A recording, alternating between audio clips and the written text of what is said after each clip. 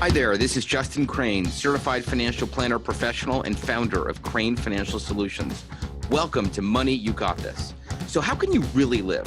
How? By uniting your business money, your personal money with your life and your business. Word up. Krane Financial is an SEC-registered investment advisor. However, such registration does not imply a certain level of skill or training, and no inference to the contrary should be made. A copy of our current written disclosure statement discussing our advisory services and fees is available upon request. Information contained herein is for informational and illustrative purposes only, and general in nature. It should not be considered specific financial planning or investment advice, or a recommendation to buy or sell any type of securities or other investment products. Hey everyone, welcome to Money You Got This. This show is brought to you by Krane Financial Solutions. I'm Justin Krane. I'm a certified financial planner professional. We offer investment management services and do financial planning. I'm also the author of the book, Money You Got This. I'm psyched you're listening to the show. I want to give you this free report, 3 things multimillionaires do to grow their wealth. Just go to coolmoneyshow.com to grab it. That's coolmoneyshow.com to grab it. Thanks. Today, I have a very special guest with an amazing last name that we should just stop at his last name, Rob Dube. Is that right? Is that how you pronounce it, Rob? Well, it actually isn't, but it takes me back to my high school years. People loved calling me Dube and Doobie, but it's pronounced Dube, but no worries. Absolutely. Dube. Dube. So does that mean you have like an element of like Chardonnay with your name, like a kind of suave? It sounds good. Yeah. So I like that. I'm going to go with it. So everyone, let me tell you about Rob. So I don't even know where to start. He's the number one in this, the number one in that. He's been featured in Forbes here. He's got a big following. He's got great content. So let me just give you a couple stats. Top 25 small business in America on the list of Forbes Small Giants. He talks about positivity in the workplace by the University of Michigan Stephen Ross School of Business. He's written books. He's focusing now on the 10 disciplines for managing and maximizing your energy. This is going to be great because I had a long day yesterday and I need some optimal energy from Rob. He's written a book called Do Nothing, the most rewarding leadership challenge you'll ever take. He's got a genuine care retreat. He's got a podcast. He's got very nice black headphones, if you can actually see him. He is the man. Rob, welcome to the show. Thank you so much, Justin. I greatly appreciate you getting up at the crack of dawn to chat with me. Yes, absolutely. So let's just talk about one of your first points, because it's about living an optimal life. Mm-hmm. And what I find is that, this is a show about life, money, and business. Mm-hmm. And you can look at any of those facets, whether it's your life, it's your money, or your business. And we have like peaks and troughs. We have great success and like peak performance, but we don't have sustained performance. We fall off track. And then we have these New Year's resolutions and we're like, what are we going to do? And what I find is that in those 3 areas, people don't, and this is a question, like, how do you maintain that optimal life and stay with it so that you can actually have sustained success? Mm-hmm. Well, it starts with managing and maximizing your energy, and that's building a foundation to be somewhere in the middle, so you don't have all these ebbs and flows in life. You want to find some middle ground, so you know how to handle the challenging times, the frustrating times, because those are coming. And then, of course, the great successes that so many of your clients have, and knowing that those are just things that are happening in our lives. They're just things. And so to the degree that we can approach it that way, then we don't get too caught up in the types of things that you're asking me about. And that's more optimal. Optimal is really about reaching your full potential in like everything that's possible for you. And it's everything that your soul, it knows that you're capable of being in this life. And that's really what we want. Well, I mean, that's amazing. Let's just go with the soul part. Okay. I do want to comment that I think you got your hair professionally done for this podcast interview. And that is very, very good. And for everyone watching again, it's hysterical. He's got great hair and good headphones. So our soul, I mean, that's amazing. Our soul reaching its potential. Yeah. How do you even get to that? if you're in this world of just kind of being a worker bee with an ant marching, Yeah. and you're realizing that your soul has a higher calling. Yeah. Well, first of all, we're asleep. We're going through life asleep. We know in most of your clients, I'm sure they have a measure of success. So there was a path that they went down and it created a measure of success for them. But deep down, somewhere in there, as great as a life that they know they have, something feels kind of like it's missing. Something empties there. And that's your soul sending you a message. And the question is, will we wake up to that? That's the question. Are we willing to wake up to that? And it takes a little bit of work to do that, but it's so worth it. And by building a foundation to create the space in your life that allows you to do that, that's the beginning point, that foundation. And that's what we talk about with the 10 disciplines. Yeah. So I went to Israel back in 2017. Okay, cool. And I actually found my soul there. And I came back like it's beautiful, supercharged, and my business has taken off because I've brought in an element of spirituality into my life. Yeah. Now, which is great. It's made me feel that there's more to life than just me. I'm just a little speck in the sand, so to speak, out of everything. There's so much going on that, I'm just like a little something. That's right. I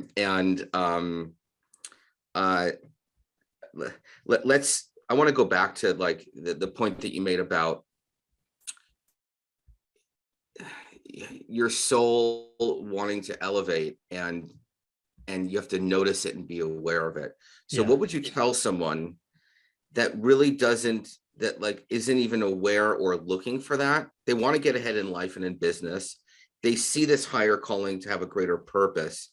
That thought comes in their mind, and then it immediately leaves, because then they go back onto Facebook or check an email, or their spouse is calling them, or they got to deal with their kids or something like that. What would you tell someone to notice that and be aware of it, and then leverage that and use it? Well, it's not an easy thing to do, first of all. So I would acknowledge that that's very challenging. And at different points in our lives, we may or may not be ready for that kind of path. You were obviously ready in 2017 when you went to Israel. Your soul was opening up. Sometimes we put ourselves in circumstances that allow for that. That's what you did, whether you did it intentionally or not. Maybe you were just going to Israel, and while you were there, something happened. Other people go places with intention. So either way, you were paying attention on some level, and that's what it's all about. And it's about us being open to the possibilities and knowing that, as you said, it's like we're a speck in the ocean. We're one little drop interconnected with everything, everybody. And we know that at our core. We know that, but we get caught up in the day-to-day stuff, like going on social media, as you mentioned, and getting caught up in all the dramas that we create in our minds. And it causes us a great deal of anxiety and stress, and it isn't necessary. And you can allow that to kind of go away like clouds in the sky. I love that. Rob, can you just come to work with me every day and just like sit right next to me and be like, dude, you're doing that. Get back, bring it back to where you need to be. Like, can I take a vitamin, like a Rob Dube vitamin, like an RD? Like, hey, I'm taking vitamin B. Are you taking vitamin RD, Rob Dube? So I think I'd enjoy it. You'd be keeping me very light all day long, because you have such a great sense of humor. Disciplines for managing and maximizing your energy, featuring RD at Rite Aid or your local drugstore. Go get it now. I've read some of these 10 disciplines, and they are so good.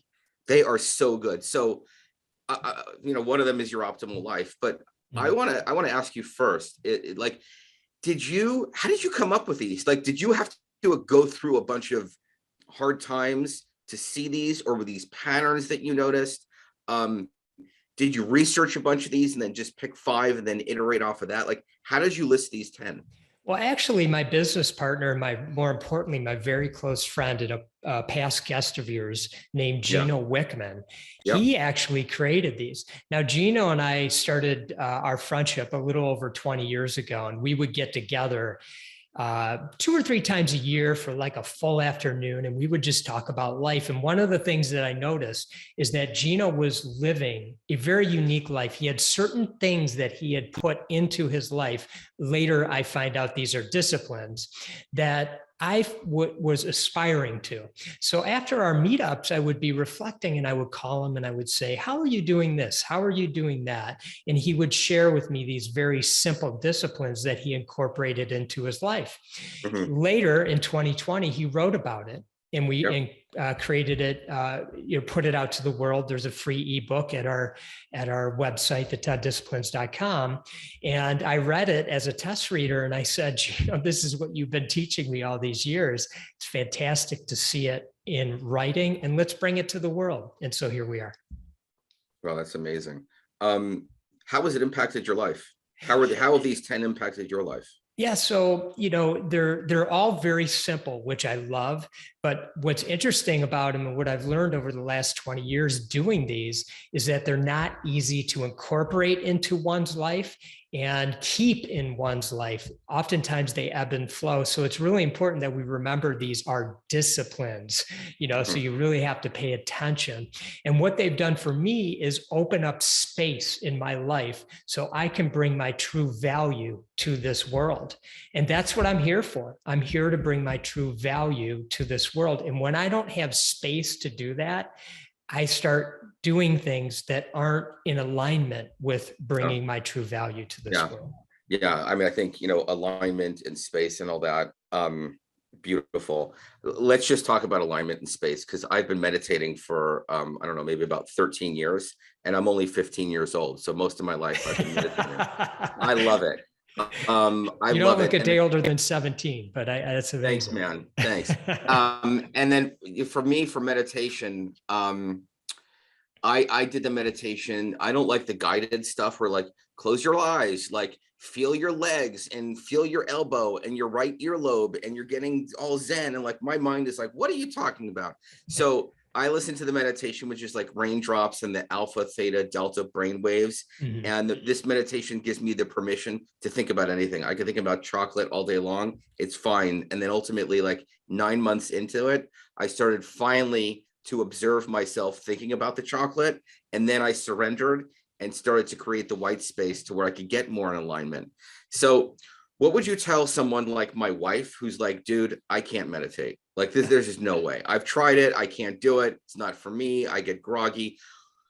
Do you just be like, okay, for the people that try to meditate that are not successful? Are you like, you know what, that's fine, try something else? Or do you actually try to convert them into the world of meditation? Well, first of all, that's discipline number 4 for us, which is be still. And that is take 30 minutes every day and sit in silence. And so congratulations to you for doing that, and to your wife, and to anyone who, to answer your question about your wife or anyone that's in that kind of position, I would recommend that they take the pressure off and maybe find something else. There's many ways of being still. A person could journal. Some people are very religious. They pray. I have somebody who, for discipline number 4, they actually look out their window at a large willow tree that they have in their backyard, and they just contemplate for 30 minutes. Wow. So whatever it is for you, for a given person, just find the time to sit in silence. What's interesting about this one is that, people have a very challenging time being still. Yeah. And I wonder about it often. Why? Why? Because we have such busy lives. So the second we're still, we start thinking about all the things we should be doing, or that we need to check off of our list, and it kind of takes us down a rabbit hole, and it's uncomfortable. There's a great quote by an author named Anne Lamott, and it goes like this: "My mind is like a bad neighborhood. I try to never go there alone." And sometimes I wonder if that's why we have such trouble being still for any amount of time, because it's tough. All the thoughts, as you've learned, I'm sure, through your 13 years of meditation, it all comes to the top when you're still. But it's really wonderful if you stick with it and get to a point like where you're at. It's kind of like you have to slow down to speed up. I mean, it's so hokey, but No, you it's know. not hokey at all. Yeah. For those of you listening, I do want to say that Rob Dube is channeling Steve Jobs with his black shirt. He is very Totally am. suave. Yeah, he is looking real good. He woke up this morning. He was very still. He said, "I'm doing Steve Jobs. I'm putting on my black shirt for this podcast." So let's move around a little bit. So I don't know. This is like habit number 6. Yeah. Why is it so hard for me, Rob, to say no? No. Why do I have to say no? Why can't I just say yes to everything? Why do I have to say no? It's so hard for me to say no. Me too, by the way. If any of your listeners are familiar with a personality tool, a profiling tool called the Enneagram, my profile is a type 3, type 2, which is the helper, the achiever. So if you ask, I want to say yes because I'm a helper. And then as the achiever, I'm all in. So it takes me time once I say yes. So that means I'm taking away space. So I really have to work that muscle personally. So I very much relate to what you're saying. It's hard to say no. And then in our world, there's like FOMO, it's not just for kids, it's adults too. We're afraid if we don't take that meeting, you never know what's going to come of that. So it's important that we are very intentional about what we say yes to. And that's when we get absolute clarity on the value that we bring in this world. And if the time that we're going to spend on a request means it is serving that, and serving discipline number 1, which is 10-year thinking, is it serving us in our 10-year plan. So these are the types of things that we start to think about when it relates to saying no. Now we can say no in a very kind way. We can provide other resources or other introductions to people and just spend a little bit of extra time. But what we don't want is we don't want to make commitments that when we see it on our calendar, we sort of dread that we said yes. So, 10 minutes of being uncomfortable now is going to save you 2 days of being annoyed in 2 weeks from now. Yeah. So it's a little bit of that regret, like, oh, I shouldn't have done this. I should have done that, or something like that. Right. Okay, cool. So I want to talk about, okay, I'm going to take you down a cool path. All right, Rob, I'm now the guest of your show. This is a show about money, life, and business. We're going to talk a little bit about money. Can you please talk to my audience about compounding of interest? No, I can't. Tell me Come all on, about you know what compounding of interest. I know what it means, but I'm not going to explain it properly to your audience. So I'm going to have you do that. Rob, since I'm the host, you have to be still. I have to slow down. I know you're trying to say no to me, but I'm not going to let you say no in your own words. And you're beginning to get a little bit frustrated. We're going to talk about mindfulness, but just in your own, like, hey, you're having a glass of wine with me. If you had to talk about compounding of interest, what would you tell like someone who's like 10 years old? Well, I've shared this with my kids. And I think there's a story that I share with them, but I can't remember I've shared with them, but I can't remember the exact amount, but it's something like you start with a very small amount of money. And then over some period of time, it compounds into a great deal of money, like $1 million or something over some period of time. I remember this lesson, sharing this with them, and it was very impactful. They're very mindful of saving and being aware. Now they're in their 20s, but so very aware and mindful of saving, allowing that money to compound, to build over time. And so that's what comes to mind in terms of answering. It's probably a very weak answer for us at our wine party or whatever, but I do think you're probably much more capable of answering it than I am. You did very well. So it's in my mind, it's when you make money on money and it grows exponentially, but it's starting out with little things and being consistent with that little amount and just letting it run its course. Yeah. And the success that you have with this compounding is a result of years of little things adding up. That's right. So I look at these 10 disciplines for managing and maximizing your energy. And it's not like I'm going to be an overnight success with this stuff. That's right. Yeah, I view these as the little things that add up over time that I can build off of.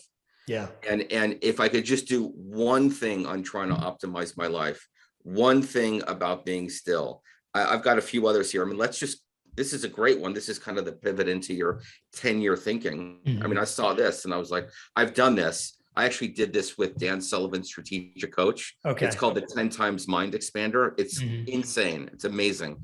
It's a similar concept to what you're talking about. And what you and Gino right here is that, you know, look out 10 years. Yeah. What do you want your life to look like? And really, really think about it. So I view this as a compounding of interest of life. And as you do your little things, you can get to where you want to be. You might think, oh my God, there's no way I can have that, or how am I going to get there, or whatever.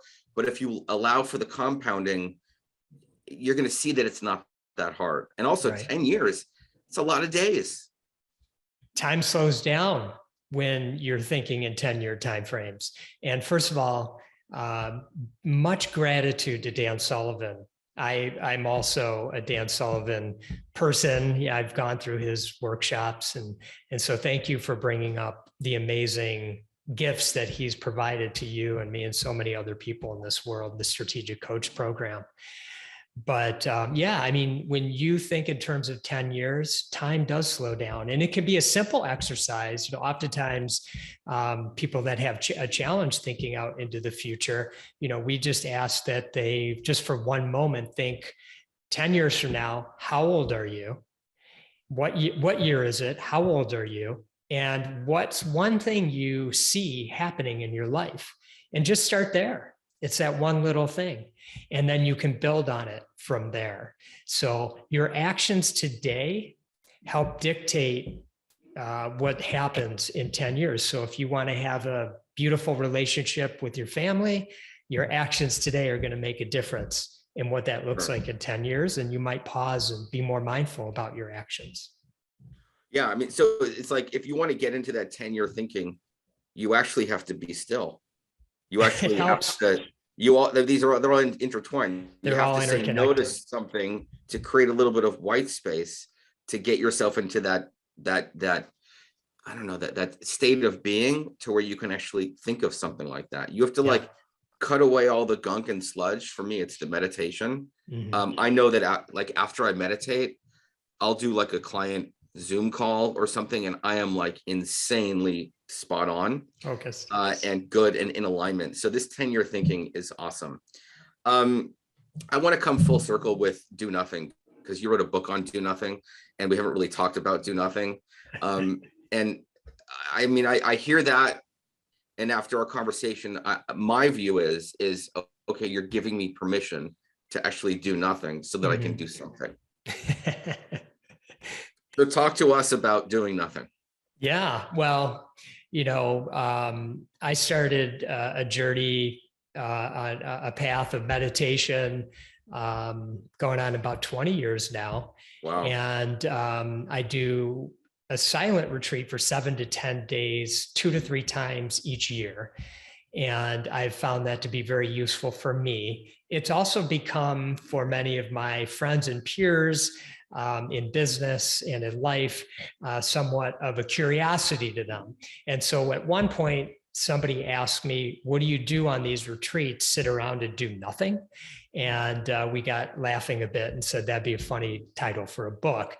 But the subtitle being the most rewarding leadership journey you'll ever take.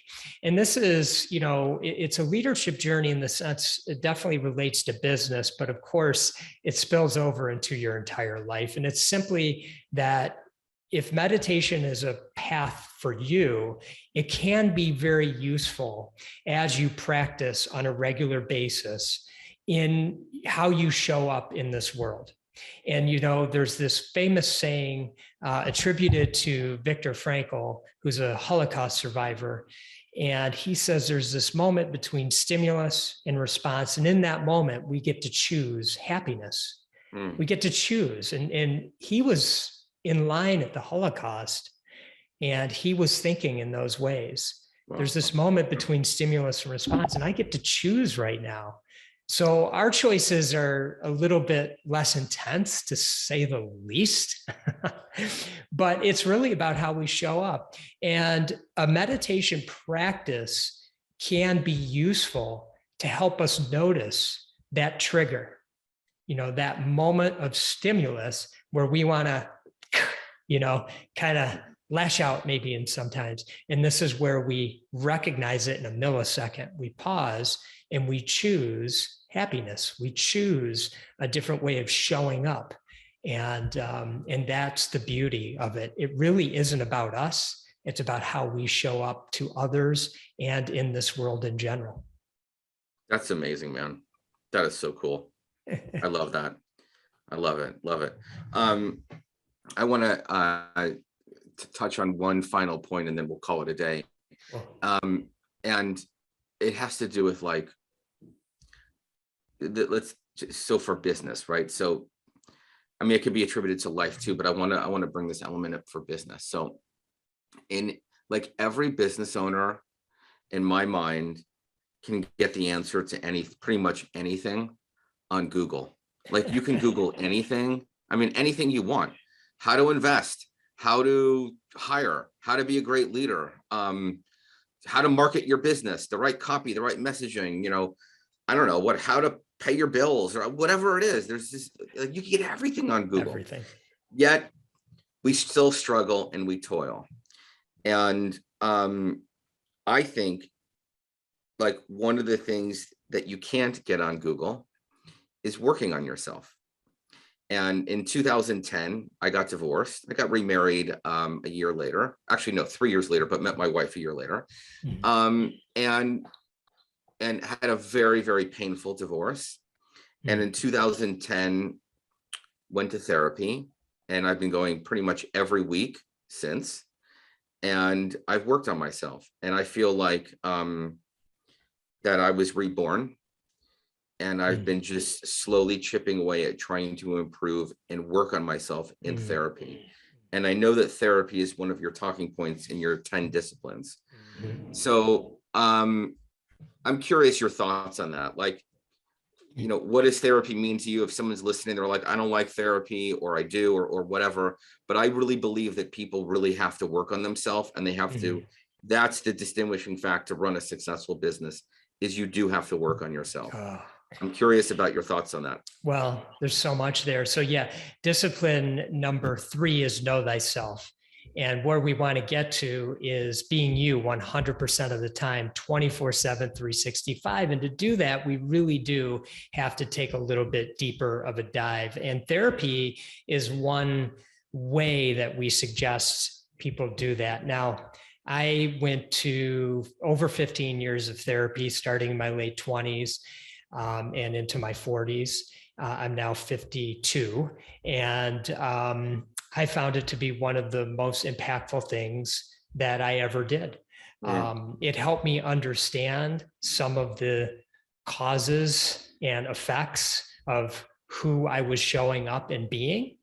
It didn't always solve those things, but I had better understanding. And I think that is very important. And that was very important for me to learn.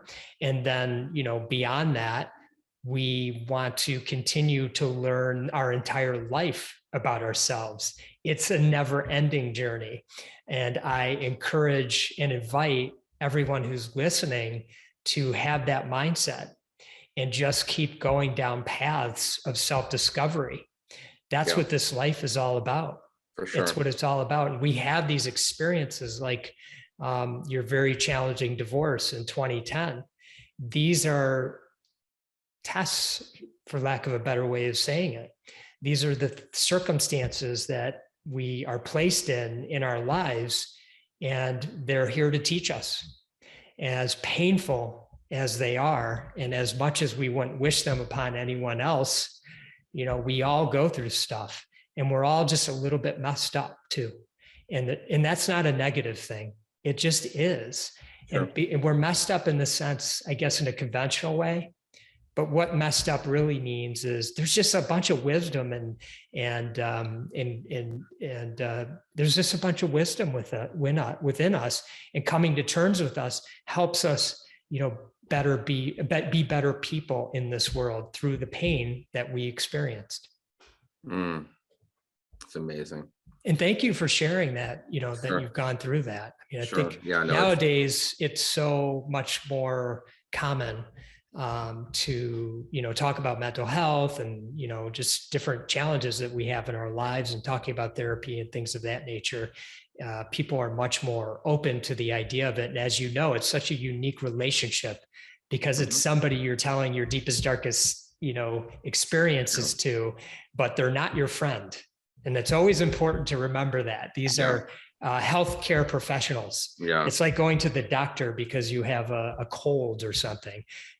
These people are here to help you. They aren't here to be your friends. And I always think that's an important distinguishing factor. Thank you. So I probably should have asked you this in the beginning of the show, but when this is going out, like, why are you doing this? And why are you, what's up with all this? Like, and then that's part one. Part two is, where can people go to consume this stuff, to learn more about you and all of that? So, the why around it is sometimes inside, we all, if we're fortunate enough, we feel an energy and a passion around something that we want to share. And for me in my life, it's oftentimes revolved around suffering that I've experienced and how I found tools to help me deal with that. Doesn't mean overcome it. It means it helped me deal with it. And there's something that I get very passionate about and excited about, and I feel this need to share. And so when I feel that's a calling. And so that's why I'm doing that. I'm only a conduit. I'm not the expert in any of this. I'm just a conduit to things I'm learning along the way. So that's why. And as far as where to find us, we have a very special web page for your guests to go to, the10disciplines.com/money. You got this. And so we have a landing page. There's some stuff about money. You got this there. And then we have a little discount there for some of our programs if people are interested in looking more into those. So awesome. Thanks for the opportunity to share that. So it's been really, really nice to have you on the show. I look forward to having you come into my office every day from Michigan. I'll just fly you in. I have a little bit of I'm coming in the winter, okay? Because I know you're out in the LA area. Get out of that area. You lived there your whole life in Michigan? I did. I have, yeah. Oh boy. Yeah, you feel for me, huh? Yeah. Well, it's been really, really nice to have you on. Thanks for coming on. We're going to get a lot out of this. We're going to consume it and get right in there. Thanks again. Thanks, Justin. I appreciate you. Very grateful for your time. Have a question? Want to get in touch with us? Need some help and advice with your finances? Just go to coolmoneyshow.com and reach out to us. That's coolmoneyshow.com. Krane Financial Solutions is an SEC registered investment advisor. However, such registration does not imply a certain level of skill or training, and no inference to the contrary should be made. A copy of our current written disclosure statement discussing our advisory services and fees is available upon request. Information contained herein is for informational and illustrative purposes only and general in nature. It should not be considered specific financial planning or investment advice, or a recommendation to buy or sell any type of securities or other investment products. No investment decision should be made based solely on any information provided herein. We do not provide legal, accounting, or tax services. We recommend that all investors seek out the services of competent professionals in any of the aforementioned areas. Certain information provided has been obtained from third-party sources that we believe reliable. However, it's not been independently verified and is not guaranteed.